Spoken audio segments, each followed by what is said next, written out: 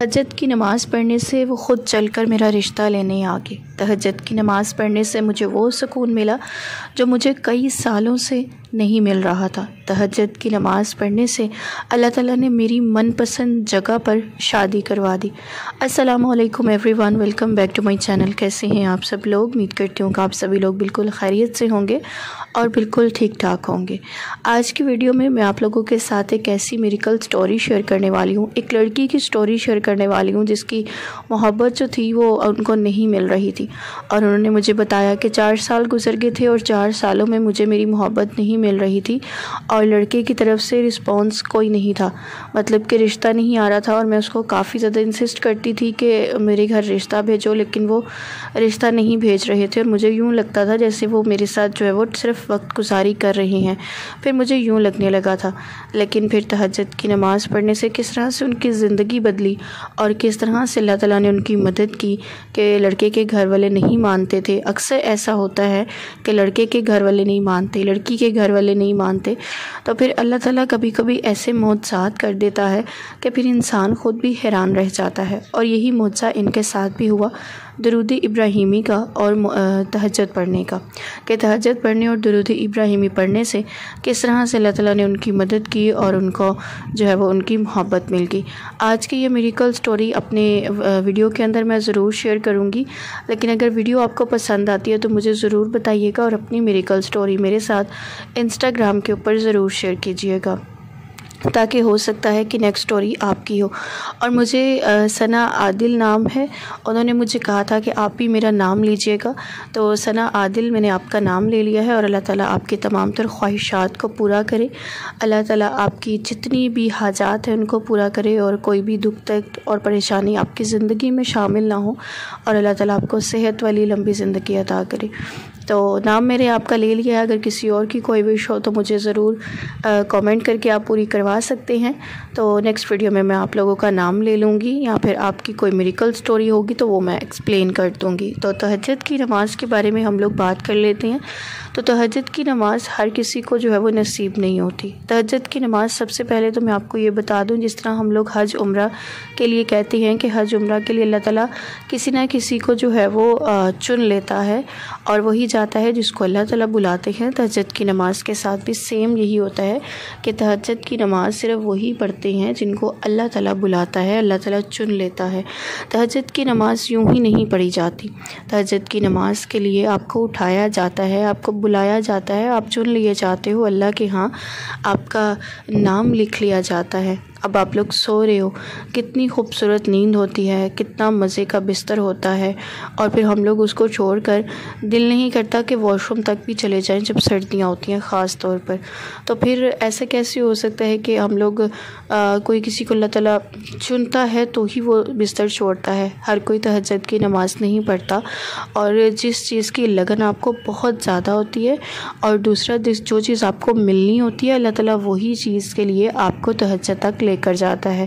اگر کوئی چیز آپ کو تہجد تک نہیں لے کر گئی نا، تو پھر وہ سمجھے کہ اس چیز کی آپ کو تڑپ ہی نہیں ہے، آپ کو اس چیز کو حاصل کرنے کی اتنا جنون ہی نہیں ہے، کیونکہ انسان ایک آخری جو امید ہوتی ہے نا وہ تہجد میں لگائی ہوتی ہے کہ اب میں تہجد پڑھوں گا تو اللہ تعالیٰ میری دعا قبول کر لے گا، کیونکہ ہم نے یہی سنا ہوا ہے تہجد کی نماز جو پڑھتا ہے اللہ تعالیٰ ان کی دعاؤں کو قبول کر لیتا ہے، ناممکن کو ممکن کر دیتا ہے۔ ایسی کوئی دعا پھر باقی نہیں رہتی جو تہجد جو ہے وہ اپنی قبول نہ کروا لے، کیونکہ تہجد اللہ کی بہت لاڈلی عبادت ہے، اور تہجد کی نماز پڑھنے سے انسان جو بھی مانگتا ہے اللہ تعالیٰ اس کی دعا کو ضرور قبول کرتا ہے، اور اللہ تعالیٰ اس کو اور زیادہ تہجد پڑھنے کی توفیق دیتا ہے۔ کیونکہ جب ہم تہجد پڑھنے لگ جاتے ہیں نا، پھر ہمیں کہتے ہیں نا کہ وہ کسی چیز کا نشہ لگ جاتا ہے، تو جو باقاعدگی سے تہجد پڑھتے ہیں ان کو اس چیز کا نشہ لگ جاتا ہے، اور ضروری نہیں ہوتا کہ تہجد آپ نے 12 رکعت کی ہی پڑھنی ہے، آپ 2 رکعت کی بھی نماز پڑھ سکتے ہو، 2 رکعت کی نماز پڑھ کر آپ اس کے بعد اپنی جو بھی حاجات ہے اللہ تعالیٰ سے مانگ سکتے ہو، اس کو پوری کروا سکتے ہو۔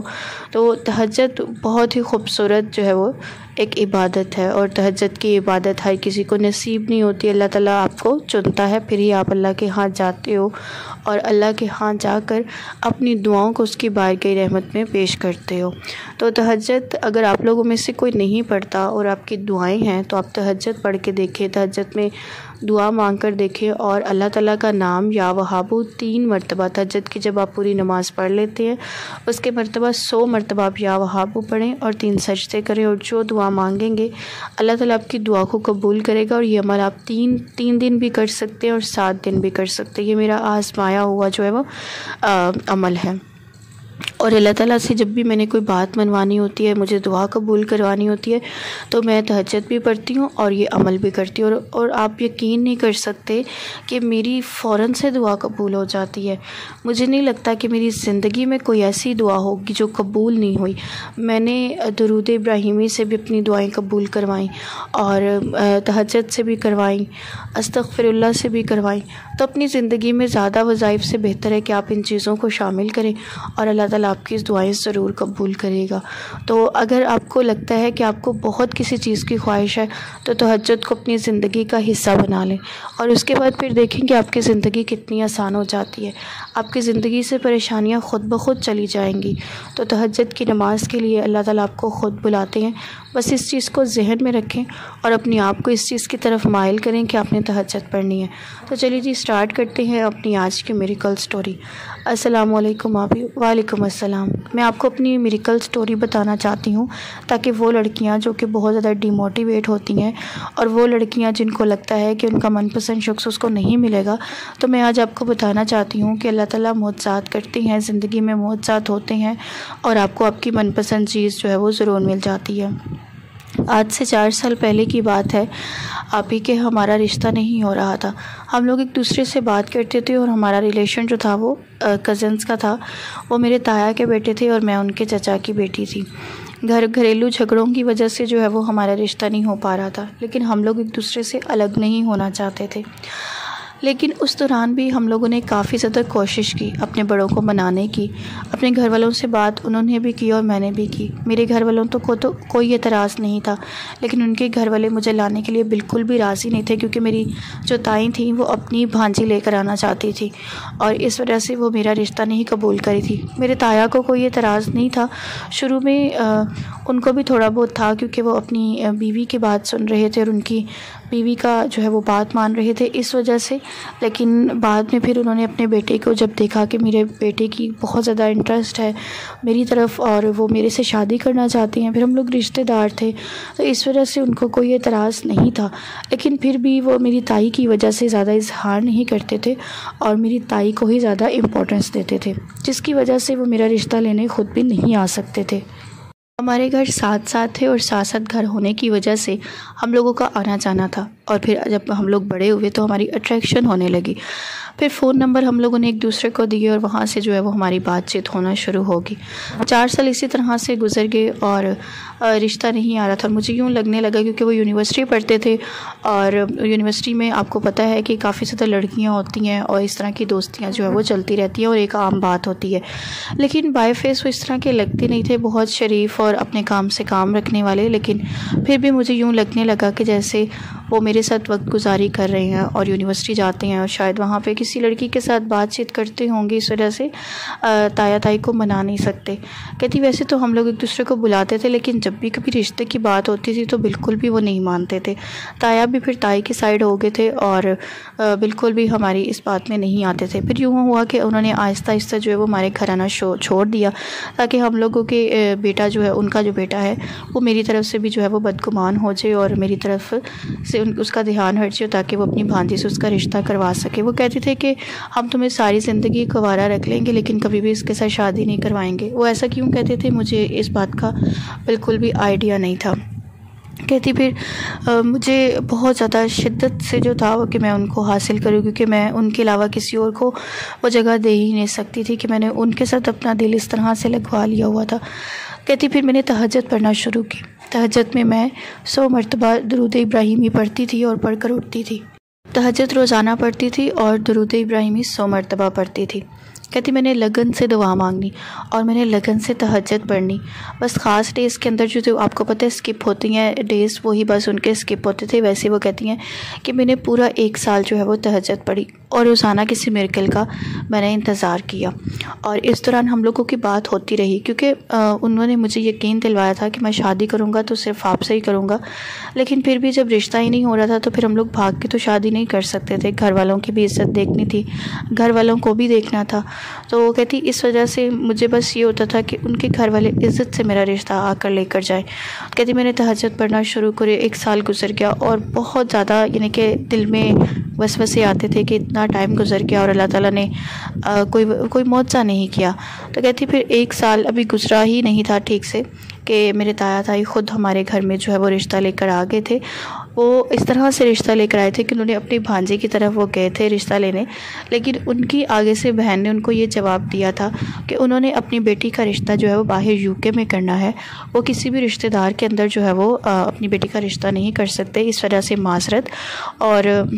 وہ اپنی بیٹی کا جو ہے وہ کسی باہر کے ملک رشتہ کریں گے تاکہ وہ ایک اچھی زندگی گزار سکے، وہ کسی ارے گہرے یا پھر عام سے رشتہ داروں کے گھر جو ہے وہ رشتہ نہیں کر سکتے۔ کہتی جب تائی نے یہ جواب سنا تو تائی کو بہت زیادہ شرمندگی ہوئی اور پھر انہوں نے اپنے بیٹے کی جو ہے وہ پسند کے اوپر ہاں کر لی۔ تو اللہ تعالیٰ پھر ان لوگوں کو دکھاتا ہے کہ جو لوگ کسی کی بیٹیوں کو ٹھکراتے ہیں، اور پھر اللہ تعالیٰ نے ایک معجزہ کر دیا کہ ان کی بہن نے ان کو جب رشتہ نہیں دیا تو وہ خود چل کر میرے گھر پر آ گئی، انہوں نے بہت عزت آبرو سے میرا رشتہ لیا،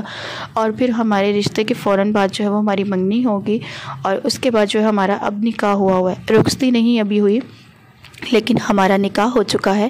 اور یہ ڈیسائیڈ ہو گیا ہے کہ چند ماہ بعد ہی ہمارا جو ہے وہ رخصتی کر دی جائے گی۔ تو کہتی آپ ہی یہ صرف جو ہے وہ میریکلز جو ہے وہ تبھی ہوتے ہیں جب آپ سچے دل سے اللہ کے ساتھ اللہ سے مانگتے ہو، اللہ سے اپنی جو ہے وہ توکل رکھتے ہو، اور توکل رکھنے کے بعد جو ہے وہ آپ دعائیں مانگتے ہو۔ تو کہتی ہے کہ وہ دعا مجھے تہجد تک لے کر گئی، پھر درود ابراہیمی میں نے پڑھا، اور اس کے بعد پھر اللہ تعالیٰ نے میری دعا قبول کر لی، اور آج میں ان کے نکاح میں ہوں اور وہ میرے محرم ہیں۔ تو یہ کتنی خوبصورت بات ہے کہ آپ کا محرم، آپ کا من پسند شخص آپ کا محرم بن جائے اور اللہ تعالیٰ اس کو آپ کی جھولی کے اندر ڈال دے۔ تو میں آپ لوگوں سے، ان تمام لڑکیوں سے یہی کہوں گی کہ اگر آپ بھی کسی کو پسند کرتے ہیں اور آپ کسی کو حاصل کرنا چاہتے ہیں تو آپ اللہ سے مانگو، آپ کسی سے کوئی امید نہ لگائیں، کیونکہ جب آپ انسانوں سے امید لگاتے ہو تو پھر وہ انسانوں والی ہی امید ہوتی ہے، کیونکہ انسان آپ کو ٹھکرا سکتے ہیں، انسان آپ کو کچھ بھی نہیں دے سکتے، کچھ بھی نہیں دے سکتے، انسان آپ کو سوائے دکھ درد کے کچھ بھی نہیں دے سکتے۔ 100 میں سے کوئی 1% ایسا بندہ ہوتا ہے کہ جو آپ کی بات سنتا ہے، آپ کی فریاد سنتا ہے، اور آپ کو جو ہے وہ آپ کے دکھوں کو پہچانتا ہے، آپ کے دکھوں کو محسوس کرتا ہے، لیکن زیادہ تر جو 99% لوگ ہوتے ہیں وہ آپ کا مذاق اڑاتے ہیں، آپ کا جو ہے وہ مذاق اڑانے کے بعد جو ہے وہ محفلوں میں بیٹھ کر آپ کے دکھوں کو اور زیادہ مذاق میں لے کر جاتے ہیں کہ اس کو تو ہر وقت یہی پریشانیاں، اس کو تو ہر وقت یہی دکھ لگا رہتا ہے۔ اگر آپ کسی کو پسند کرتے ہیں تو وہ یہی کہتے ہیں کہ ہاں اس کو تو اس کا دکھ لگا رہا ہے، اس کو یہ تو اسی کے غم میں مر جائے گی، ایسے کرے۔ تو لہٰذا آپ کسی سے کوئی بات نہ کریں، کیونکہ کوئی آپ کی بات نہیں سنے گا اور کوئی آپ کی فریاد نہیں سنے گا۔ ہمیشہ اللہ سے اپنی لو لگائیں اور اللہ سے جو ہے وہ اپنا دعا کو پورا کروائیں۔ تو اس طرح سے اپنے رب کے اوپر توکل رکھیں اور اپنے توکل کو جو ہے وہ جاری رکھیں، کیونکہ توکل کا سفر جو ہے وہ ہمیشہ سے خوبصورت ہوتا ہے، اور توکل کی وجہ سے اللہ آپ کو بہت کچھ نواز دیتا ہے جب آپ اللہ کی ذات پر توکل کرتے ہو۔ تو توکل ہی ہے جو آپ کی دعاؤں کو قبول کرتا ہے، کیونکہ جب آپ کو یقین ہی نہیں ہوتا اپنے رب کے اوپر، پھر آپ کی دعا کیسے قبول ہوگی؟ چاہے وہ آپ تہجد پڑھ لیں یا کوئی وظیفہ کر لیں یا آپ استغفار پڑھیں، آپ کوئی بھی پڑھتے ہیں نا تو آپ لوگ اس کے اوپر یقین رکھیں کہ میں یہ پڑھوں گا تو میری دعا ہونی قبول ہے، کیونکہ میرا رب بہت غفور الرحیم ہے۔ آپ یہ سوچا کریں کہ میرا رب اتنی بڑی کائنات بنا سکتا ہے تو کیا میری دعا نہیں قبول کر سکتا؟ کر سکتے، اللہ تعالیٰ سب کر سکتے، اللہ تعالیٰ آپ کی ضرور دعاؤں کو قبول کرے گا،